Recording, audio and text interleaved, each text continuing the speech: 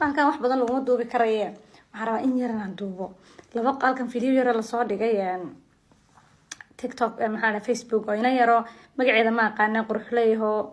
original wuxuu duubta si original ah oo asalkii wuxuu duubta ayaa waxay soo dhigtay video yar ay isku garab dhigaysaa aroosida miyiga iyo kuwa reer magaalka marka ujeedadeedu waxa weeye waxay tiri anaga aroosida iyada bay tiri sidan gabadha looguma eegaysiin si xirey waxa la yiraahdaa inta dirac markay ariga soo hoyso fiidkii marka hore ariga raaci ariga marka ilaa jad yar waxaan maleynayaa in xagga gobolada sare xagga xuduudda Kenya oo kale ay ku hadlaysaa waxay tiri ariga raaci marka ariga soo hoyso fiidkii arooskeeda ariga waxay xidhan bay tiri kabo cusub iyo dirac inta loo dhiibo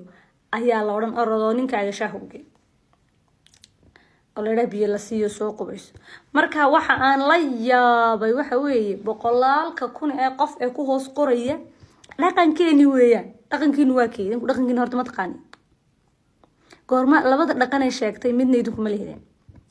gabadh ari raacday oo soo hoytay arigii in la yiraahdo waa lagu aroosay caawa orado biyaha diracan qaado soo qubayso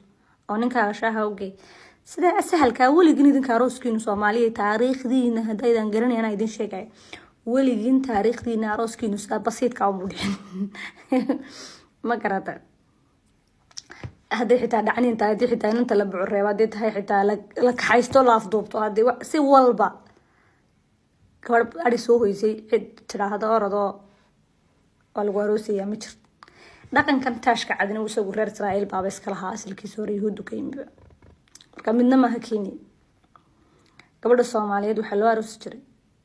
ama aroosku wuxuu dhici jiray gabadha Soomaaliyeed hantida reerka isku ugu qaalisan bay kamid ahayd yani hantida bay kamid ahayd hantida bisaas la lahaanshaha geel iyo ariga iyo fardaha oo kale la mid ah marka 100 halaad oo qiimaheeda jooga marka lagu bedesho oo faras in gabadh laga keeno faras waliba faras dagaal oo hub dagaala iyo 100 halaad ama 80 halaad oo baarqabkoodii wata la keeno xiradooda way loo ballamay ee loo khadaabay dunta gacanta loogu xidhay la yiraahdo in hebel baad u doonan tahay ee roob yimaado ee dad beeluhu isu soo guuraan ee reer waliba halku deganaa asalkiisu yahay odayaashoodii iyo dhalinyartoodu ku kulmayeen uu soo dago ee ilmadeeradeedii waxaan ku rid ehelkeedii la caana dhanto baa la oran jiray inta marka reeruhu kala maqan yihiin ee roorka iyo nabad raaca lagu kala maqan yahay ba odaygan inanta 100 halaad ku doonaya ee hadhowna isagoo 100 halaad ka qaatay ama 80 halaad ka qaatay hadhowna yarad doonaya geelana maqasheen 80 halaad waxay haayeen inta badan gabaati baa lagu bixin jiray intaan toban ninka la siin baa la bixin jiray wuxuu doonaya waliba markay dhasho laba inan ay dhasho inuu intuu tago yarad la soo siiyo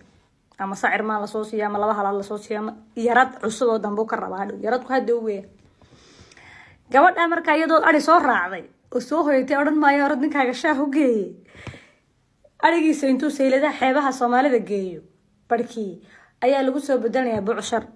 waxa lagu soo bedelayaa sabiiciyadii iyo maradii iyo maxaa la yiraahdaa boqorkii iyo dhaclihii iyo cunaabigii gacmaha loo surayay marka waxa lagu soo bedelayaa oo kale timir baa la keenayaa iyo shaah madow 7 maalmood oo arooskeeda ka horeeya timir iyo shaah madow subag lagu xashay baa lagu radinaya gabadha ama caana lagu qooyay baa lagu radinaya 7 maalmood bay geed halkan oo la waabay ay dumarku fadhiyaan bariis cad ama sarreen cad ama surda ay karsanayaan oo ay halka dhalin dub islaamahuna timirta xashiyaan oo gabadha xashiyaan oo ka shaqeynayaan marna way la dardaarmayaan sidoo asadoodankeedii iyo awrka yeeshiis iyo dabarka iyo xoojinta iyo dabarraac iyo dabxeerka iyo dugsiga aqalkeeda sidoo uu maamulay leeyahay uga sheekeynayaan inta ay duugayaan ay facsiyaan 7 cisho markay dhamaatana oo intaan hadan waxa la siinayaa timir waxa la siinayaa timir iyo caano ayadoo wurwuraysa maska ciida isku aasa u eg haday tan ugu madowhayd habla ayadoo maska ciida u eg oo saa u wurwuraysa oo lafta ka nadiifowday ayaa habeenka arooskeedana inta timaha loo tidco loo sii daayo oo mariyihii aabaheed uga keenay ama cadan laga keenay ama hindiyaha laga keenay ama xeebaha Masar laga keenay xoolaha ugu soo bedelay inta loo xiro oo faras la saaro fardaha reerkooda kan ugu dheereeya baroonka ma aragtay ama fardaha kale qiimaha leh reerka jooga ayaa la soo taagi jiray markaas wali inamada reerkooduna inanka reerka inanta soo gursanayaan galbistoon iyagoo inankoodu boqorka ugu soo labisayo faras kudkii ugu dheereynayay ku taagan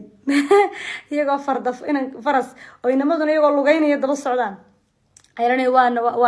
maaragtay ay soo ama nabi amaan soo qaadayaan haddii intii dambe dadka diintu sida fiican usoo gaadhay ama heesa hawleedyadii arooska lasoo qaadayaa loo iman jira maad fahantay soo maaha marka iyadoo sida boqorada u tallaabsanaysa oo hibaaqiyo sudaaqiyo geedsaaq wixii jiray oo dhan loo shiday oo cidyaha horena laamayara iyo looryaankii dhulkeena iyo bucsuradii dhulkeena ka baxaysay inta loo mariyay cidya buniya leh oo waxaan ku uri u soconaysa boqorad sideedii iyo cunaabiga ka shalaxla iyo weesaaqyada waxaan ku uri iskaraacay iyo baalalkan 5 farood lahaay magaciisi waan ilaaway daasad ka samaysnaa qalin ahaayo farabadnaa laga lagu xiri jiray xidhan ayaa walaalkeed faras ku qaaday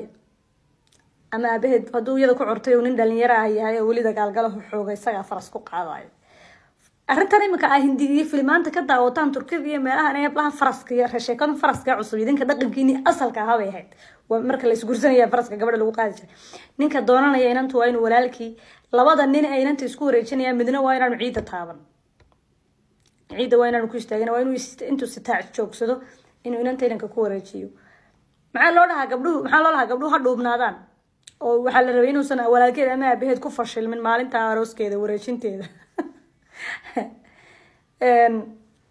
ama daanay ka dhicin cuslaanin maxaa loogu diiday ilaa hilibka masaga waxaad ka cuni kartaan misig shaaha cabina kan kale ha cabina inay dhuubnaato oo yaraataa la rabo labadan in isku wareejin karaan marka iyadoo dhulka taaban inta waxaan ku loo tafaxayda saa loo qabto inuu inanka kale lagu wareejiyo 10 inan ama 15 inan ama say u kala reerkay ka dhalatay isu leeyihiin laandheer aanu naayo oo fara badan nahay oo kale dhalinyaro la soo xulay oo warmaganka ku xulan oo hareeraheeda taagan marka inanka lagu wareejiyo inan waa inay jeeb dhiganay ama dhirta ku warmaba ku ganaan oo mid walba geedka waranka uu gana xaga kale uu uga saaro ama reerka kale haday inanta soo doontay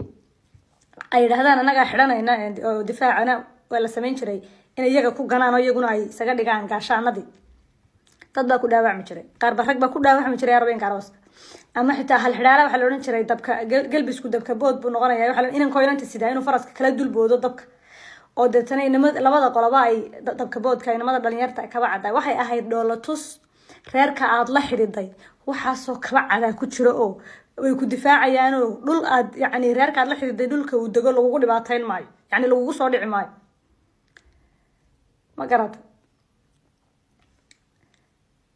iyaga isu dhoolatusanay inkasta haweenka wax badan oo dani uguma jirin nolol dhaqankeeda wadato waxay ahayd sidaa dadkii markaa noolaa ay u noolaayeen laakiin saasay u kala qaadan jireen markuu faraska saa ugu wareejiyana warmaha dhirta xagga kale looga saaraya ama gaashaanka nimanka kale haystaan lagu ganaayo laawana ka saasaan u adagnahay reer baanna ma fahantay su'aashu maaha miyuu xumaa miyuu wanaagsanaad haweenka maxaa ugu jiray ragga maxaa ugu jiray kaasaa dhaqankeena aha qofku dhaqankaagu hadduu xun yahay hadduu wanaagsan yahay saasaad ahaan jirtay ya hadda cid makiinad kaaga jaraysa ama maqas kaaga goynaysa wixii fiicnaayo wixii xumaa ma jiraan jarmal kubays 50 milyan oo qof iyagoo genocide ku sameeyay bay nool yihiin oo soo taageen jarmal baan nahay waa taariikhdooda qayb ka mid ah cid ka goynaysa ma jirto annaga dhaqankeenu kaasoo ahaa gabdhaha Soomaalida xor bay ahaan jireen ama canda buuraha haato dhor leh ama ina gashantiyo timatadana fiidka hortooda doonto inta dhexda marada ku xidhato ama sataclaafiyo halka martaha ahaato ama gabadh la qabo oo intay beel aad uga fog beeshoodu ay guursato soo dhibaa doonato intay waxaan qul soo laafiyo ama safar ha soo kaxayso xeebaha timaado fard inta awr isku soo xiriirsato halka ha soo marto waa ku libaaxidu cidlada ku cunay haween la jujuubay haween la qariyo iyo ma garanaysa shukaansi iyo rag unba laga ilaalin jiro rag waligood iyaga iska dhigay ma garanaysa guurkoodu baan sahlanayn hablaha Soomaalidu Europe tan imika aanu joognaa anagu wallahi baan ku dhaartay dumarkoodu xilliga hablaha Soomaalidu safarada kala gooshayeen haweenka Soomaalidu intay ka baxidaan ay dhulka kala gooshayeen iyaga dumarkoodu may bixi jireen marka